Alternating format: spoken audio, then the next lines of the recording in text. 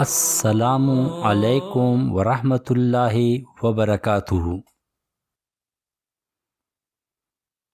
عزیز دوستو، ہمارے آج کے صحابی ہیں حضرت عمرو بن العاص رضی اللہ تعالی عنہ۔ آپ کا نام عمرو، آپ کی کنیت ابو عبداللہ اور ابو محمد، آپ کے والد کا نام عاص اور آپ کی والدہ کا نام نابغہ تھا۔ عمرو بن العاص کا خاندان بنو سہم زمانے جاہلیت سے معزز چلا آتا تھا۔ قریش کے سیاسی نظام میں مقدمات کا عہدہ اسی خاندان میں تھا۔ عمرو بن العاص جب تک اسلام نہیں لائے تھے، اسلام کی دشمنی اور مسلمانوں کی ایذا رسانی میں عبائد قریش کی طرح یہ بھی پیش تھے۔ چنانچہ مسلمانوں کا پہلا قافلہ جب ہجرت کر کے حبشہ گیا تو قریش کا جو وفد ان لوگوں کو حبشہ سے نکلوانے کے لیے نجاشی کے پاس گیا تھا، اس کے سب سے سرگرم رکن عمرو بن العاص ہی تھے۔ چنانچہ حبشہ پہنچ کر مسلمانوں کے اخراج میں ہر قسم کی کوششیں کی۔ پہلے ان کے شرفاء اور وزراء سے مل کر ان کو مسلمانوں کے خلاف ابھارا کہ یہ لوگ بھی مسلمانوں کو نکالنے میں وفد قریش کی تائید کرے۔ اس کے بعد شاہ حبش کی خدمت میں ہدیہ پیش کر کے ساری امکانی کوششیں صرف کی کہ وہ کسی طرح مسلمانوں کو پناہ نہ دے، لیکن ان کی تمام کوششیں ناکام رہی۔ غزوہ خندق، جس میں سارا عرب مسلمانوں کے خلاف امڑ آیا تھا، حضرت عمرو بن العاص اس وقت مشرکین کے ساتھ تھے اور مسلمانوں کی بے خونی میں پورا زور صرف کر رہے تھے۔ حضرت عمرو بن العاص رضی اللہ تعالی عنہ اگرچہ اسلام اور پیغمبر اسلام کے سخت ترین دشمن تھے، لیکن غزوہ خندق کے بعد سے وہ اسلام سے متاثر ہونے لگے۔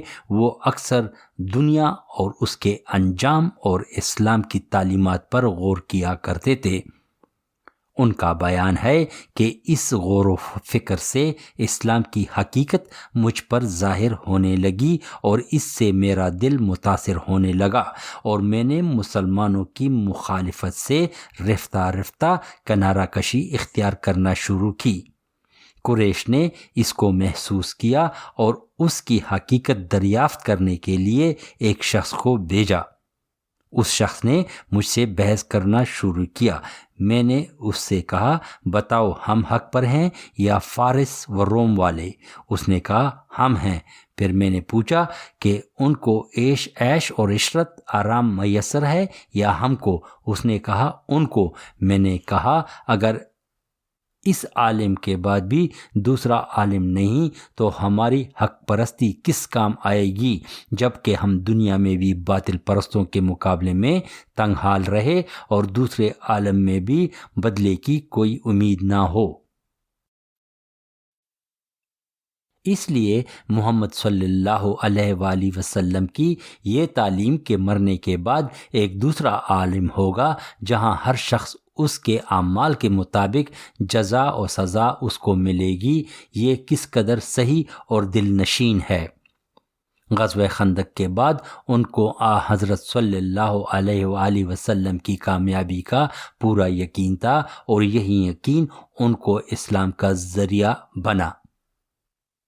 اس کی تفصیل مسند احمد بن جنبل میں خود ان کی زبانی مذکور ہے۔ ان کا بیان ہے کہ جب ہم لوگ غزوہ احزاب سے واپس ہوئے تو میں نے قریش کے ان اشخاص کو جو مجھے مانتے تھے اور میری بات سنتے تھے جمع کر کے کہا، خدا کی قسم تم لوگ یقین جان لو کہ محمد صلی اللہ علیہ وسلم کی بات تمام باتوں پر سربلند ہوگی، اس میں کسی انکار کی گنجائش نہیں۔ میری ایک رائے ہے کہ تم اس کو کیسے ہی سمجھتے ہو؟ لوگوں نے پوچھا کیا رائے ہے؟ انہوں نے کہا ہم لوگ نجاشی کے پاس چل کر قیام کریں گے، اگر محمد صلی اللہ علیہ وسلم ہمارے قوم پر غالب آ گئے تو ہم لوگ نجاشی کے پاس ٹھہر جائیں گے، کیونکہ نجاشی کی ماتحتی میں رہنا محمد صلی اللہ علیہ وآلہ وسلم کی ماتحتی سے کہیں زیادہ پسندیدہ ہے، اور اگر ہماری قوم محمد صلی اللہ علیہ وآلہ وسلم پر غالب ہوئی تو ہم ممتاز لوگ ہیں اور ہمارا ساتھ ان کا طرز عمل بہتر ہی ہوگا۔ اس رائے پر سب نے اتفاق کیا۔ میں نے کہا پھر اس بادشاہ کو تحفہ دینے کے لیے کوئی چیز مہیا کرو۔ نجاشی کے لیے ہمارے یہاں سب سے بہتر تحفہ چمڑا تھا، چنانچہ ہم نے بہت سا چمڑا لے کر حبشہ پہنچے۔ ہم لوگ نجاشی کے دربار میں جا رہے تھے کہ عمرو بن امیہ زمری بھی پہنچ گئے۔ ان کو رسول اللہ صلی اللہ علیہ وآلہ وسلم نے جعفر رضی اللہ تعالیٰ عنہ اور ان کے ساتھیوں کی کسی ضرورت سے نجاشی کے پاس بھیجا تھا۔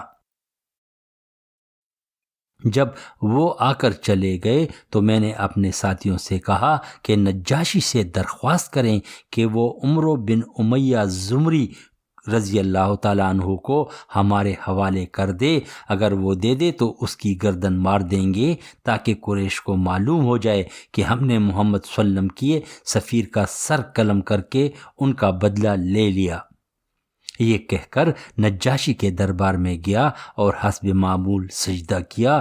اس نے خوش آمدید کہا اور پوچھا میرے لیے اپنے ملک کا کوئی تحفہ لائے ہو؟ میں نے عرض کیا حضور بہت سا چمڑا تحفہ لایا ہوں، اور جو چمڑا لے گیا تھا اس کو پیش کر دیا، اس نے بہت پسند کیا۔ پھر میں نے عرض کیا علی جا، ابھی میں نے ایک آدمی حضور کے پاس سے نکلتے ہوئے دیکھا ہے، یہ ہمارے دشمن کا بھیجا ہوا ہے، اس کو قتل کرنے کے لیے اس کو ہمارے حوالے کر دیں۔ اس بندے نے یعنی اس کے ورثاء نے ہمارے شرفاء اور معززین کو تکلیفیں پہنچائی ہیں اور ان کو قتل کیا ہے۔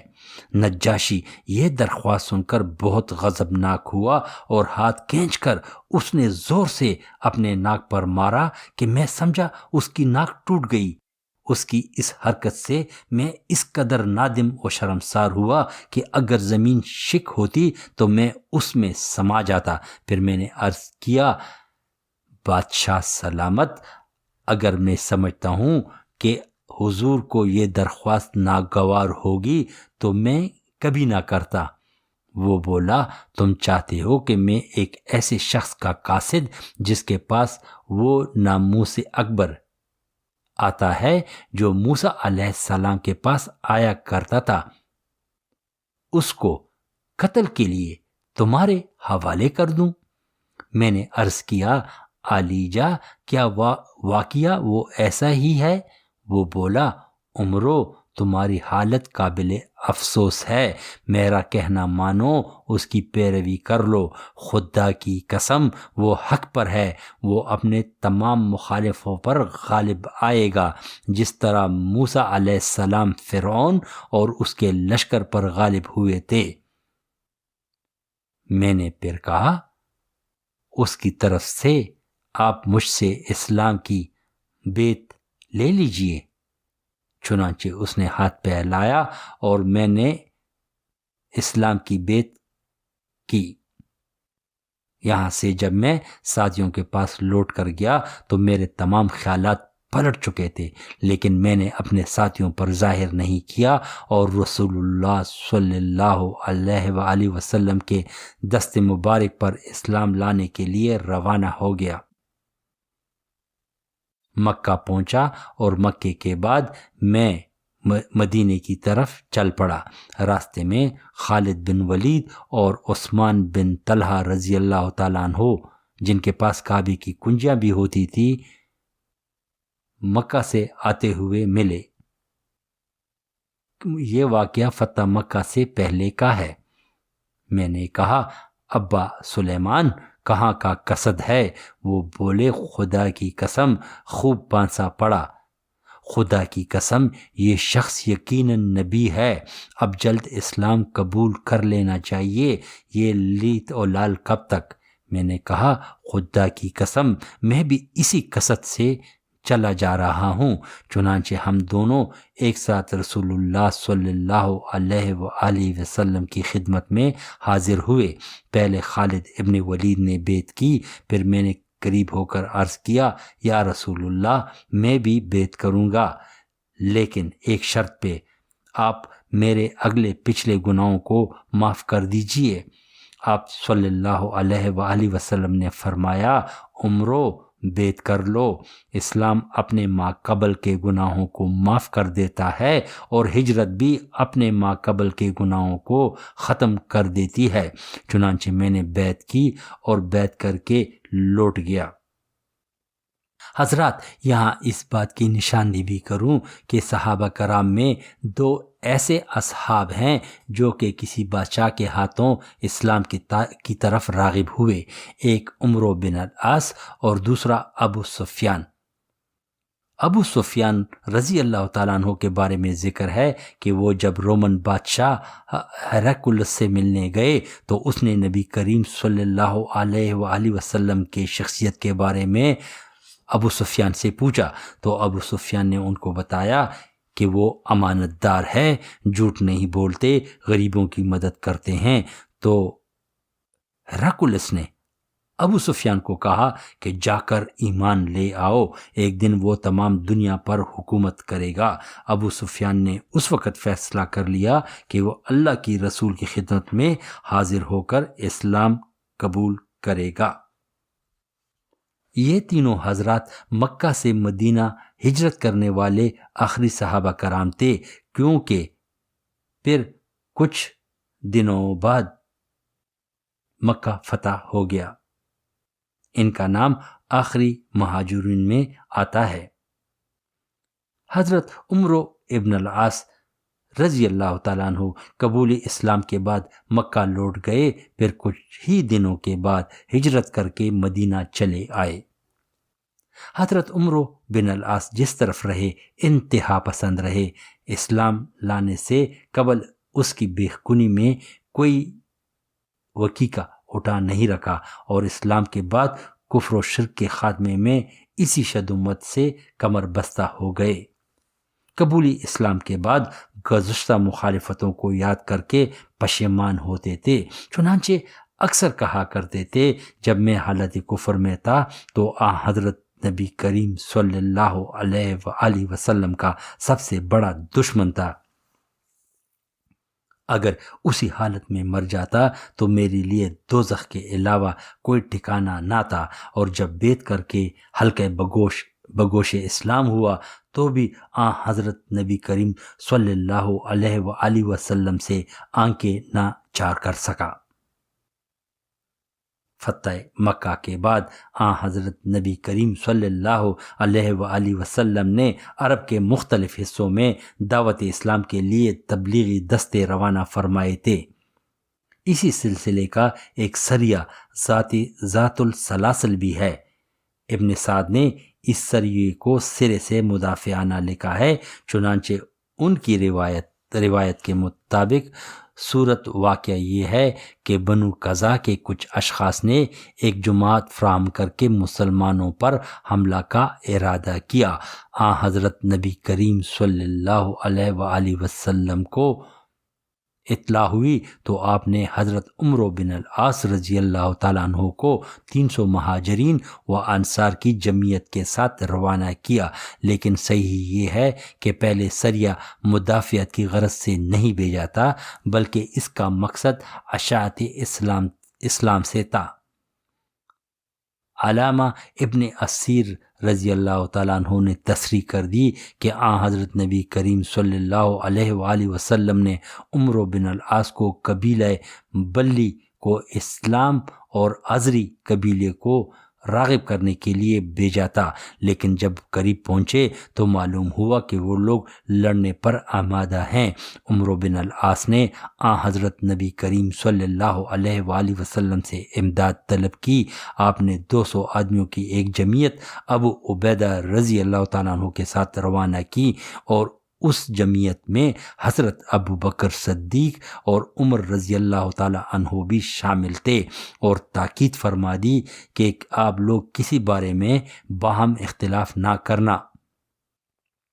ابو عبیدہ امدادی دستہ لے کر پہنچے تو ان میں اور عمرو بن العاص میں امارت کے بارے میں اختلاف ہو گیا۔ عمرو بن العاص کہتے تھے کہ امامت میرا حق ہے، کیونکہ میں فوج کا امیر ہوں اور میرے امداد کے لیے آپ لوگ آئے ہیں، اس لیے میرے ماتحت ہو کر آپ لوگ رہیں گے اور میری طرح جنگ کریں گے۔ ابو عبیدہ رضی اللہ تعالیٰ عنہ نے حضرت نبی کریم صلی اللہ علیہ وآلہ وسلم کے ہدایت کے مطابق گریز کیا اور ان کی امامت قبول کر لی، اور اس کے بعد دونوں بلی عذری اور بلقین کی آبادیوں کو پامال کرتے ہوئے اس کے آخری حد تک بڑھتے چلے گئے۔ راستے میں صرف ایک جماعت سے مقابلہ ہوا، مگر وہ بھی شکست کھا کر بھاگ گئے۔ فتح مکہ کے بعد جبکہ عرب کے اکثر قبائل مشرف و اسلام ہو چکے تھے، بعض ایسے قبائل باقی رہ گئے تھے جو صدیوں کے اعتقاد کے بنا پر بتکدوں کو ڈاتے ہوئے ڈرتے تھے۔ اس لیے حضرت نبی کریم صلی اللہ علیہ وآلہ وسلم نے چند دستے صرف ان کو گرانے کے لیے بھیجے تاکہ عرب کے لوگوں کے دلوں سے ان کا خوف و ہراس اور ان بتوں کی عظمت جاتی رہے۔ سوا بنو نندیل کا صنم کدا تھا۔ حضرت نے عمرو بن العاص کو اس کے ڈانے پر متعین کیا۔ جب آپ وہاں پہنچے تو اس کے مجاور نے پوچھا، عمرو کس نیت سے آئے ہو؟ عمرو بن العاص نے کہا، اس بت کو ڈھانے کے لیے۔ اس جواب پر اس نے مدافعت کرنے کے بجائے جواب دیا کہ تم اس کو نہ گرا سکو گے، وہ خود اپنی حفاظت کرے گا۔ انہوں نے کہا، تم ابھی بھی اسی وہم اور باطل پرستی میں مبتلا ہو، اور فرمایا، جس میں سننے اور دیکھنے کی طاقت تک نہیں، وہ مجھے کیا روک سکتا؟ یہ کہہ کر اس کو مسمار کر کے مجاور سے بولے، اس کی طاقت دیکھ لی؟ مجاور نے جب یہ واقعہ اپنی آنکھوں کے سامنے دیکھا تو مشرف بہ اسلام ہو گئے۔ فتح مکہ کے بعد جب حضرت نبی کریم صلی اللہ علیہ وآلہ وسلم نے آس پاس کے حکمرانوں کے نام دعوت اور اسلام کے خطوط بھیجے تو عمان کے حاکموں عبید و جیزر کے پاس خط لے جانے کی خدمت حضرت عمرو بن العاص کے سپرد ہوئی۔ اس خط پر وہ دونوں حاکم مشرف بہ اسلام ہوئے، اور حضرت نبی کریم صلی اللہ علیہ وآلہ وسلم نے حضرت عمرو بن العاص کو یہاں کا عامل مقرر کر دیا، اور نبی کریم صلی اللہ علیہ وآلہ وسلم کے وفات تک وہ وہیں پر اور اسی عہدے پر مقیم رہے۔ حضرت ابو بکر صدیق رضی اللہ تعالی عنہ کی خلافت کے بعد جب ارتداد اور مدعیان نبوت کا فتنہ اٹھا، اس وقت حضرت عمرو بن العاص عمان ہی میں تھے۔ حضرت ابو بکر نے حضرت نبی کریم صلی اللہ علیہ وآلہ وسلم کی وفات اور موجودہ حالات کی اطلاع دے کر ان کو فتنوں کو دبانے کے لیے بھیجا۔ چنانچہ یہ بحرین کے راستے سے آگے بڑھے۔ راستے میں قبیلہ بن عامر میں کرہ بن حبیرہ کے یہاں مہمان ہوئے۔ اس نے بڑی خاطر و مدارات کی۔ چلتے وقت تنہائی میں لے جا کر کہا کہ اگر عربوں سے زکوٰۃ لی گئی تو وہ کسی کی امارت قبول نہیں کریں گے، ہاں اگر زکوٰۃ کا طریقہ بند کر دیا گیا تو البتہ مطیع و فرمان بردار رہیں گے، اس لیے زکوٰۃ کا قانون اٹھا دینا چاہیے۔ عمرو بن العاص نے کہا، کرہ کیا تم کافر ہو گئے ہو؟ مجھ کو عربوں سے ڈراتے ہو؟ خدا کی قسم میں ایسے لوگوں کو گھوڑے کی ٹاپ سے مسل ڈالوں گا۔ یہ شخص بعد میں جب مانعین زکوٰۃ کے سلسلے میں گرفتار ہوا تو عمرو بن العاص کی شہادت پر چھوڑ دیا گیا۔ مدینہ پہنچ کر بنو قزا کے مرتدین کی سرکوبی ان کے سپرد ہوئی، اور انہوں نے اپنے حسن تدبیر سے ان کو دوبارہ اسلام پر قائم کیا اور اس مہم کو سر کرنے کے بعد عمان لوٹ گئے۔ فتنہ ارتداد ختم ہونے کے بعد حضرت ابو بکر صدیق رضی اللہ تعالی عنہ نے عراق و شام کی طرف توجہ کی اور 13 ہجری میں شام کے مختلف حصوں میں علیحدہ علیحدہ فوجیں روانہ کی تو عمرو بن العاص کو، جو اس وقت عمان میں تھے، لکھ بھیجا کہ تم کو حضرت نبی کریم صلی اللہ علیہ وآلہ وسلم نے عمان کا والی مقرر کیا تھا، اس لیے میں نے تم کو دوبارہ ادھر واپس کر دیا تھا، لیکن اب میں تم کو ایسے کام میں لگانا چاہتا ہوں جو تمہاری دنیا اور آخرت دونوں کے لیے مفید ہے۔ انہوں نے جواب دیا، میں خدا کا ایک تیر ہوں اور آپ اس کے بعد اس کے تیر انداز ہیں، اس لیے آپ کو اختیار ہے، جدھر چاہیے پھینکیے۔ چنانچہ عمان سے واپس بلا کر فلسطین کی مہم پر مامور کیا۔ معرکہ اجندین۔ ہرکل کو جب خبر ہوئی کہ اسلامی فوجیں شام کے چاروں طرف منڈلا رہی ہیں تو اس نے ان سب کے مقابلے کے لیے علیحدہ علیحدہ فوجیں روانہ کی تاکہ یہ تمام اسلامی فوجیں آپس میں ملنے نہ پائیں اور یکجا ہونے سے پہلے ان کو شکست دیا جائے۔ رومیوں کے مشہور سپہ سالار رتادارک اور کپقلارے اجندین میں اپنی فوجیں اتار دیں۔ عمرو بن العاص اس وقت فلسطین کے علاقہ عربات میں تھے۔ رومیوں کی اجتماع کی خبر پا کر اجندین کی طرف بڑھے۔ اس دوران خالد رضی اللہ تعالی عنہ اور عبیدہ رضی اللہ تعالی عنہ بھی بصرہ کی مہم سر کر کے ان کی مدد کو روانہ ہو گئے اور اجندین میں یہ تینوں مل گئے۔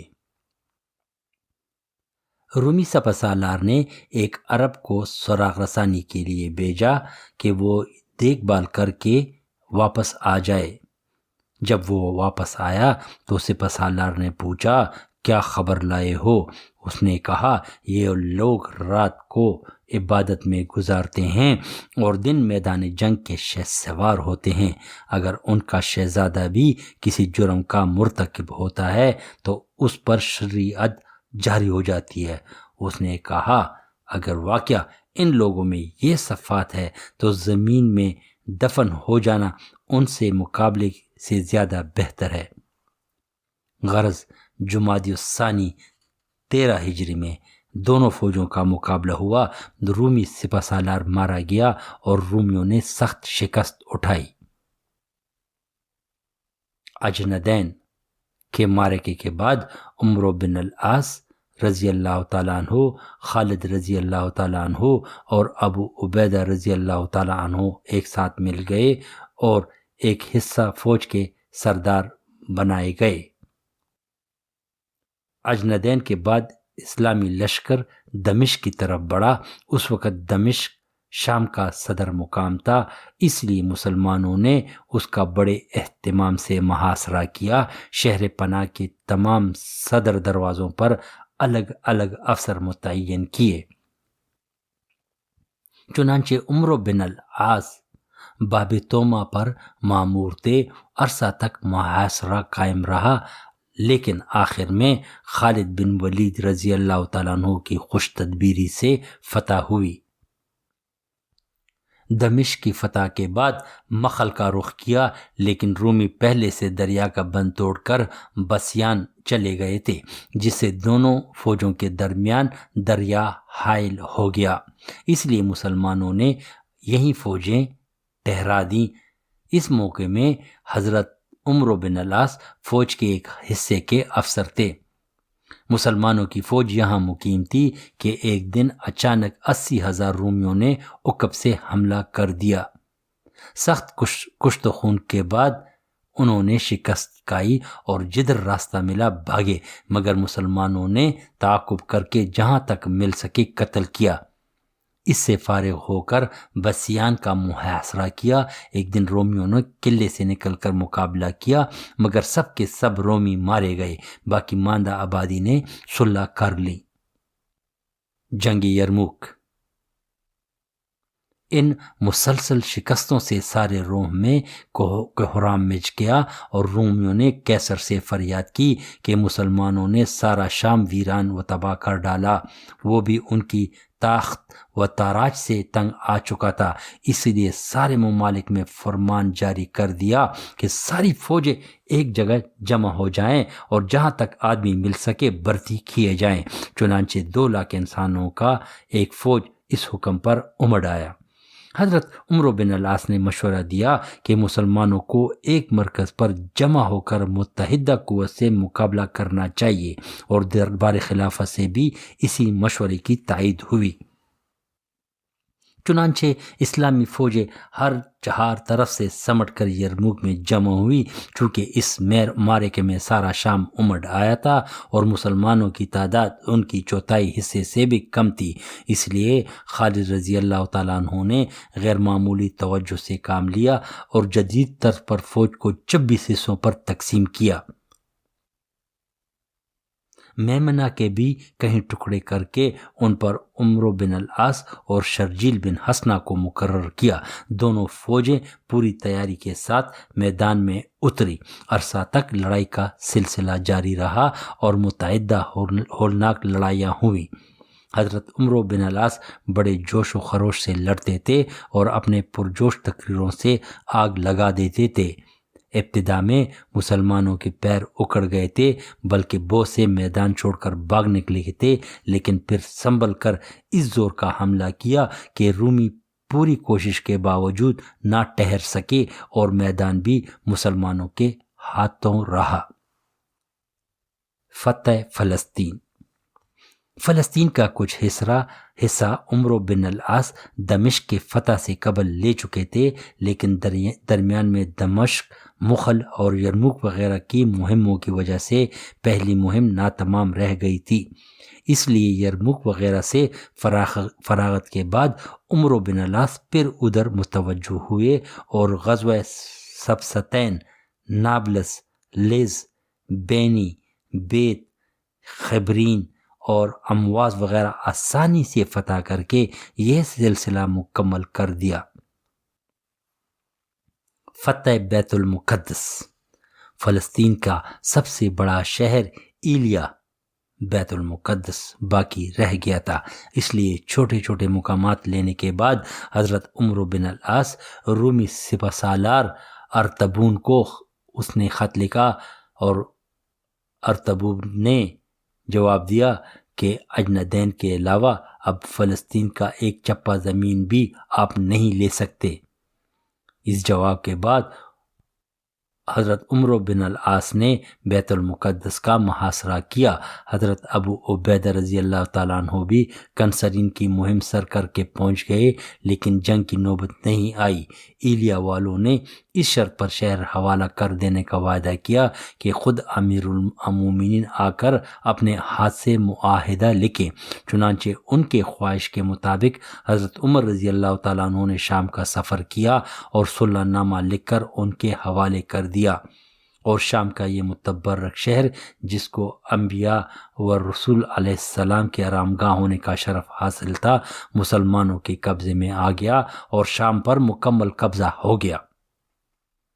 اسی سال شام، عراق اور مصر میں سخت طاعون پھیلا، ہزاروں جانیں ضائع ہو گئیں۔ عمرو بن العاص نے مشورہ دیا کہ یہاں وبا کا زور ہے، اس لیے فوجیں ہٹا کر کسی محفوظ مقام پر بھیج دینی چاہیے، لیکن اسلامی فوج کے امیر حضرت ابو عبیدہ رضی اللہ تعالیٰ عنہ بڑے متوکل تھے۔ انہوں نے کہا یہ خدا کی رحمت ہے، اس سے فرار کے کیا معنی؟ چنانچہ انہوں نے امواس کو نہیں چھوڑا اور خود بھی اسی وبا میں مبتلا ہو گئے۔ آخر میں انہوں نے حضرت عمرو بن العاص کو اپنا جانشین مقرر کیا اور اللہ کو پیارے ہو گئے۔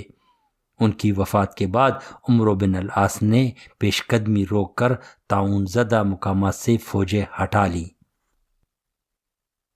شام کا فیصلہ ہونے کے بعد بھی عمرو بن العاص کے بلند حوصلے پورے نہیں ہوئے، کیونکہ شام کی فتوحات میں خالد اور عبیدہ رضی اللہ تعالیٰ عنہ کی قوتوں کو زیادہ دخل تھا، اس لیے ان کو کسی ایسے میدان کی تلاش ہوئی جہاں تنہا اپنے تلوار کے جوہر دکھائے۔ چونکہ شام کے قریب مصر بہت زیادہ زرخیز اور شاداب مقام تھا، اور عمرو بن العاص زمانے جاہلیت سے اس کی شادابی سے واقف تھے، کیونکہ وہ تجارت کی غرض سے مصر آیا کرتے تھے۔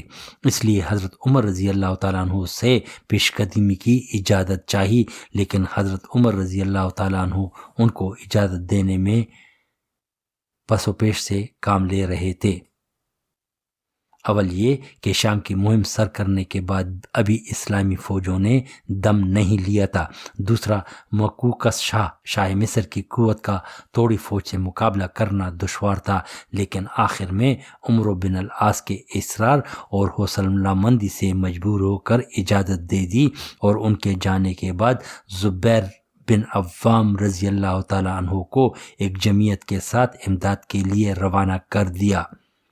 عمرو بن العاص نے شام سے نکل کر پہلا مقام باب الیوان میں کیا۔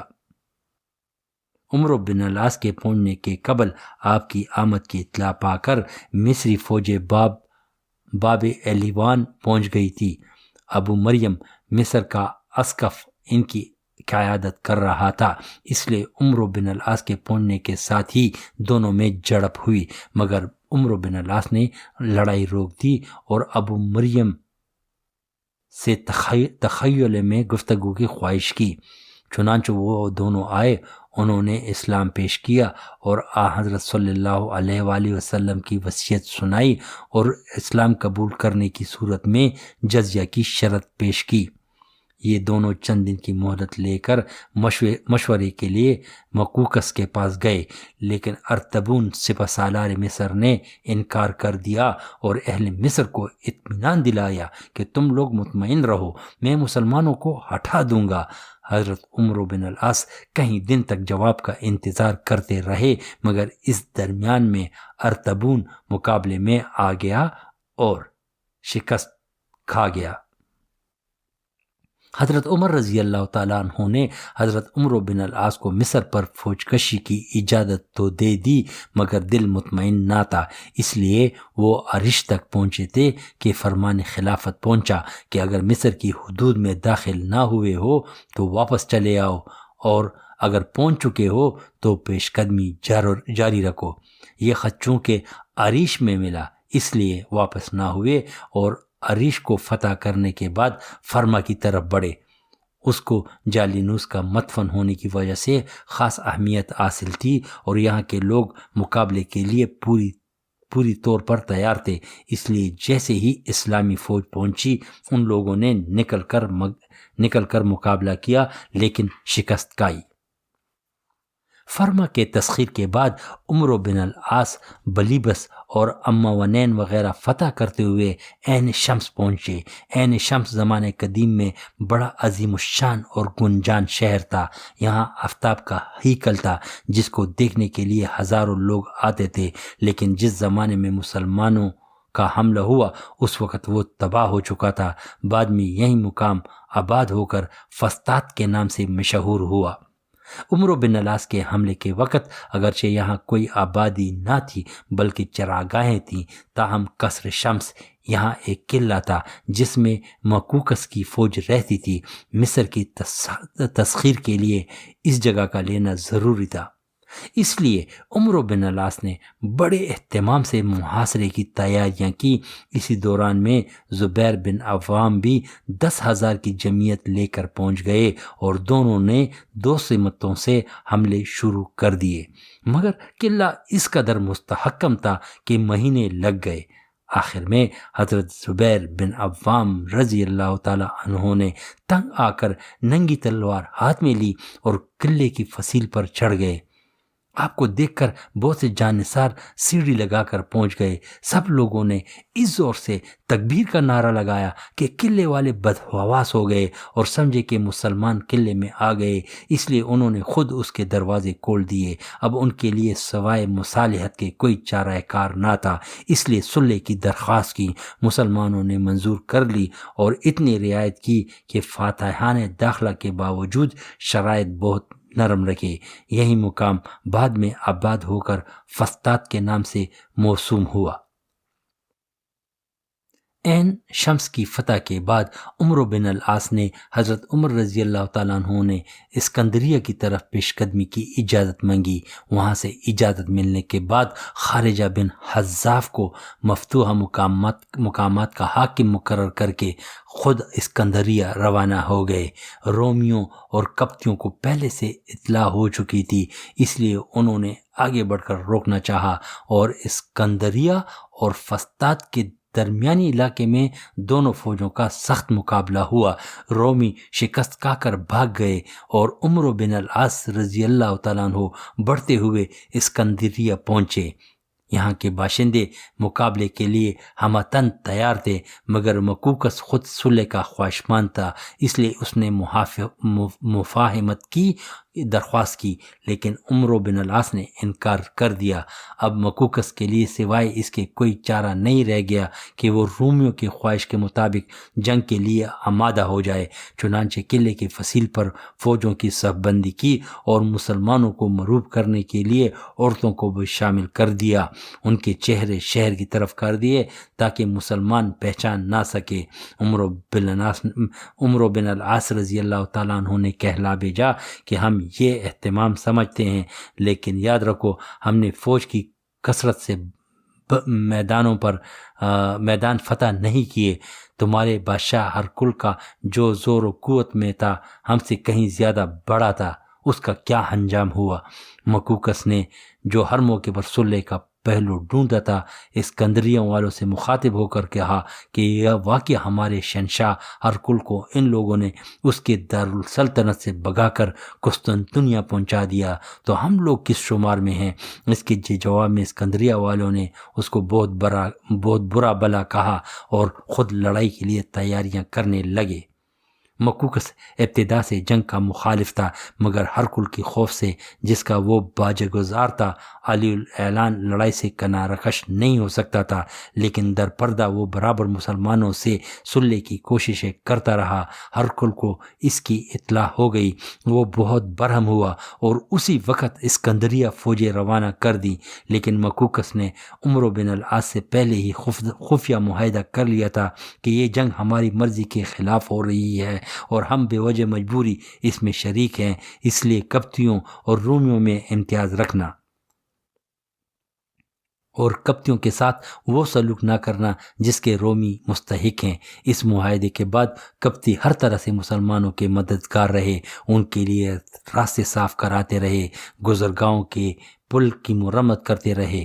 غرض اسکندریہ والوں کی تیاری کے بعد مسلمانوں نے اسکندریہ کا محاصرہ کر دیا، لیکن قلعہ اس قدر مضبوط اور مستحکم تھا کہ 2 مہینے تک کوئی نتیجہ نہ نکلا۔ اس درمیان میں صرف یہ واقعہ قابل ذکر پیش آیا، ایک دن قلعے کے آڑے سے کچھ سوار برآمد ہوئے، ان میں اور مسلمانوں میں مٹبھیڑ ہو گئی جس میں 12 مسلمان شہید ہوئے۔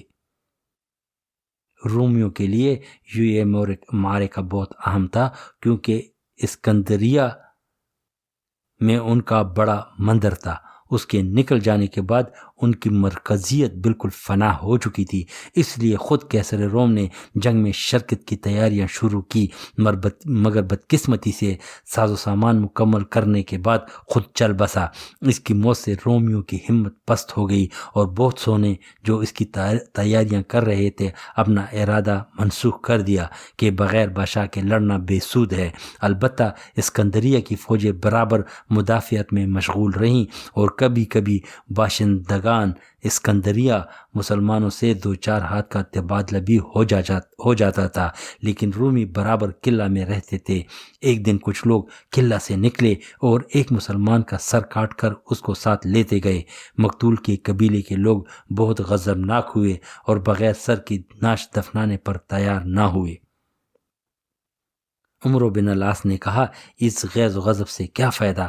اگر سر واپس لینا چاہتے ہو تو تم بھی کسی رومی کا سر کاٹ کر اس کو رومیوں کی طرف پھینک دو۔ چنانچہ ایک پادری آ گیا، اس کا سر قلم کر کے کسی طرح رومیوں تک پہنچا دیا۔ اس کے جواب میں رومیوں نے مقتول مسلمان کا سر واپس پھینک دیا۔ چونکہ لڑائی طول پکڑ جاتی تھی، اس لیے ایک مسلمان نے مشورہ دیا کہ منجنیق نصب کر کے قلعے پر سنگباری کی جائے، لیکن عمر بن العاص نے کہا، ایسی نازک حالت میں صف بندی توڑنا مناسب نہیں۔ ابھی تک جم کر دست بدست لڑائی کی نوبت نہیں آئی تھی، البتہ کبھی کبھی قلعے والے نکل آتے تھے اور 2-4 ہاتھ رد و بدل کے بعد قلعے بند ہو جاتے تھے۔ ایک دن قلعے سے نکل کر لڑ رہے تھے کہ رومیوں کے صف سے آواز آئی کہ کون مسلمان میرے مقابلے میں آتا ہے۔ حضرت مسلمہ بن مخلد رضی اللہ تعالیٰ عنہ بڑے مگر بھاری بھرکم آدمی تھے، اس لیے حملہ کرتے وقت گھوڑے پر سنبھل نہ سکے اور رومی نے اس کو بچاڑ دیا، مگر مسلمانوں نے بڑھ کر بچا لیا۔ عمر بن العاص کو غصہ آ گیا۔ انہوں نے کہا، ایسے نامردوں کو میدان میں آنے کی کیا ضرورت ہے؟ مسلمہ رضی اللہ تعالیٰ عنہ کو بہت ناگوار ہوا، مگر مصلحت کے وقت خیال سے خاموش رہے اور لڑائی کا بازار گرم ہو گیا۔ مسلمان رومیوں کو جوش میں دباتے ہوئے قلعے کے اندر تک چلے گئے اور دیر تک قلعے کے اندر لڑتے رہے، لیکن پھر رومیوں نے سنبھل کر مسلمانوں کو قلعے کے باہر کر دیا اور ان کے نکلنے کے بعد رومیوں نے قلعے کا دروازہ بند کر لیا۔ اتفاق سے 4 آدمی، جن میں ایک عمر بن العاص اور دوسرے مسلمہ رضی اللہ تعالیٰ عنہ تھے، قلعے ہی کے اندر رہ گئے۔ رومیوں کی نظر پڑی تو کہا کہ اب تم ہمارے نرغے میں ہو، اس لیے بہتر یہی ہے کہ اپنے کو ہمارے حوالے کر دو، بیکار جان دینے سے کیا فائدہ؟ عمر بن العاص نے کہا، یہ نہیں ہو سکتا، البتہ اگر تم ہم کو چھوڑ دو تو تمہاری قیدی واپس کر دیے جائیں گے۔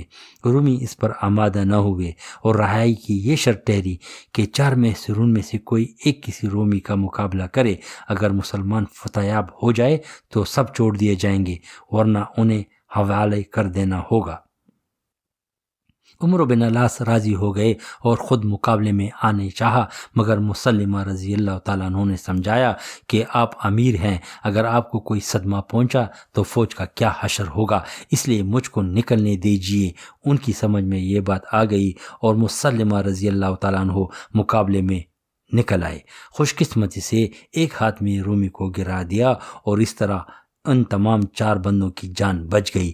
ان کے چھوٹنے کے بعد رومیوں کو معلوم ہوا کہ ان میں اسلامی لشکر کے سپہ سالار عمر بن العاص بھی تھے، مگر اب سوائے پشیمانی کے کیا ہو سکتا تھا، اس لیے ہاتھ مل کر رہ گئے۔ اس وقت آپ رضی اللہ تعالیٰ عنہ مسلمہ رضی اللہ تعالیٰ عنہ کو ڈانٹنے پر بہت نادم تھے، اس لیے رہائی کے بعد سب سے پہلے ان سے معافی مانگی۔ مسلمہ رضی اللہ تعالیٰ عنہ نے نہایت خوش دلی سے معاف کر دیا اور پھر بدستور محاصرے میں مشغول ہو گئے۔ اسکندریہ کے محاصرے کو قریب 2 سال ہو چکے تھے۔ حضرت عمر رضی اللہ تعالیٰ عنہ اس تاخیر سے بہت پریشان تھے، چنانچہ انہوں نے لکھ بھیجا کہ تم لوگ 2 سال سے جمے ہوئے ہو، لیکن ابھی تک کوئی نتیجہ نہیں نکلا۔ معلوم ہوتا ہے رومیوں کی طرح تم بھی عیش و عشرت میں پڑ کر اپنے فرائض اور خلوص نیت کو بھول گئے ہو۔ جس وقت تم کو میرا خط ملے لوگوں کے سامنے جہاد پر تقریر کرو اور جن 4 آدمیوں کو میں نے بھیجا ہے ان کو فوج کے آگے کر کے جمعے کے دن حملہ کر دو۔ عمر بن العاص نے فوج کو یہ خط سنا دیا، اس سے ان لوگوں میں نیا جوش پیدا ہو گیا اور فوج کو مرتب کر کے حضرت عبادہ بن صامت رضی اللہ تعالیٰ عنہ کے نیزے پر، جو بڑے رتبے کے صحابی تھے، اپنا امامہ لٹکا کر ان کے حوالے کیا کہ یہ علم لیجئے اور آپ اس فوج کے سردار ہیں۔ حضرت عبادہ رضی اللہ تعالیٰ عنہ نے اس جوش و خروش سے حملہ کیا کہ پہلے ہی حملے میں رومیوں کے پاؤں اکڑ گئے اور ان کو خشکی و تری جس راستے سے جدھر راہ ملی بھاگ نکلے۔ عمرو بن العاص رضی اللہ تعالیٰ عنہ نے 1000 آدمی متعین کر کے خشکی کی سمت رومیوں کا تعاقب کیا۔ ادھر وہ تعاقب میں مصروف تھے، رومیوں نے بحری راستے سے پلٹ کر حملہ کر دیا اور جس قدر مسلمان ملے بے دریغ ان کو شہید کر دیا۔ عمرو بن العاص رضی اللہ تعالیٰ عنہ کو معلوم ہوا تو تعاقب چھوڑ کے لوٹ پڑے اور رومیوں پر حملہ اتفاقی تھا، جس کی وجہ سے ان کی قوت ٹوٹ چکی تھی۔ اس لیے عمرو بن العاص کو دوبارہ کوئی زحمت پیش نہیں آئی اور آسانی سے اس فوج کو زیر کر لیا اور معاویہ بن ختیجہ رضی اللہ تعالیٰ عنہ کو فتح کا مزدہ سنانے کے لیے دارالخلافہ روانہ کیا۔ وہ بعجلت منزل طے کرتے ہوئے ٹھیک دوپہر کے وقت مدینہ پہنچے اور سیدھے مسجد نبوی میں چلے گئے۔ اتفاق سے اس وقت حضرت عمر رضی اللہ تعالیٰ عنہ کی لونڈی اس طرف سے گزری۔ اس نے انہیں مسافرانہ شکل میں دیکھ کر پوچھا، تم کون ہو؟ کہا، معاویہ بن خدیجہ بن عمرو بن العاص کا قاصد۔ اس نے حضرت عمر رضی اللہ تعالیٰ عنہ کو اطلاع دی۔ آپ نے فوراً طلب کیا۔ ان کے پہنچتے وہ خود آنے کو تیار ہو رہے تھے۔ دیکھنے کے ساتھ ہی پوچھا، کیا خبر لائے ہو؟ عرض کیا، خدا نے کامیاب کیا۔ یہ بات سن کر حضرت عمر رضی اللہ تعالیٰ عنہ نے اس وقت منادی کرا دی اور مسجد نبوی میں تمام مسلمانوں کے سامنے خود معاویہ کی زبان سے فتح کے حالات سنوائے۔ پھر پوچھا کہ تم سیدھے مسجد میں کیوں چلے گئے؟ عرض کیا، دوپہر کا وقت تھا، میں نے خیال کیا کہ آپ رضی اللہ تعالیٰ عنہ آرام فرماتے ہوں گے۔ جواب دیا، کیا میں دن کو سو کر رعایا کو تباہ کرتا؟ اگرچہ اسکندریہ کو مسلمانوں نے بزور شمشیر فتح کیا تھا، لیکن شہر کے امن و امان میں کوئی فرق نہیں آنے پایا اور عام آبادی میں سے کسی کو قتل یا قید نہیں کیا گیا، بلکہ جزیہ اور خراج تشخیص کرنے کے بعد کامل امن و امان اور سکون ہو گیا۔ مصر کی تسخیر کے بعد اگرچہ وہاں رومیوں کی قوت بالکل ٹوٹ چکی تھی، تاہم منتشر طور پر جا بجا ان کی آبادیاں باقی رہ گئی تھیں۔ اس لیے عمرو بن العاص نے ہر طرف تھوڑی تھوڑی فوجیں روانہ کر دی تاکہ آئندہ بغاوت کا خطرہ باقی نہ رہے۔ چنانچہ خارجہ بن خزاف رضی اللہ تعالیٰ عنہ نے فیوم، اشمونین، بشروات، اخمیم اور سعید مصر کے تمام مواضعات کے لیے، اور امیر بن وہب نے تینس و مبات، تونا دمیر، شتا و کہلا، بوسرا وغیرہ پر قبضہ کر لیا اور یہاں کی کل آبادی نے فسطاط کے شرائط پر صلح کر لی۔ عقبہ بن عامر یادردان نے مصر کی آبادیوں پر قبضہ کیا اور مصر و اسکندریہ پر مکمل اور پورا قبضہ ہو گیا۔ عمرو بن العاص کی فتوحات کا سیلاب اسکندریہ پہنچنے کے بعد برقہ کی طرف مڑا۔ برقہ فسطاط سے 20-25 منزل کی مسافت پر اسکندریہ اور طرابلس کے درمیان ایک زرخیز، سیر حاصل اور آباد رقبہ زمین تھا۔ یہاں کی آبادی بہت خوشحال تھی اور کئی شہروں پر مشتمل تھی۔ انتابلس یہاں کا بڑا شہر تھا۔ یہ لوگ مصری حکومت کے باجگزار تھے۔ عمرو بن العاص نے انتابلس پہنچ کر اس کا محاصرہ کر لیا۔ برقہ والے بہت نرم خو اور اطاعت شعار تھے، اس لیے بلا کسی مزاحمت کے جزیہ قبول کر لیا اور 13,000 دینار سالانہ پر صلح ہو گئی۔ برقہ سے فارغ ہو کر عقبہ بن نافع کو زویلہ روانہ کیا، جو سوڈان کی سرحد پر ایک آباد شہر تھا۔ برقہ اور زویلہ کی درمیانی آباد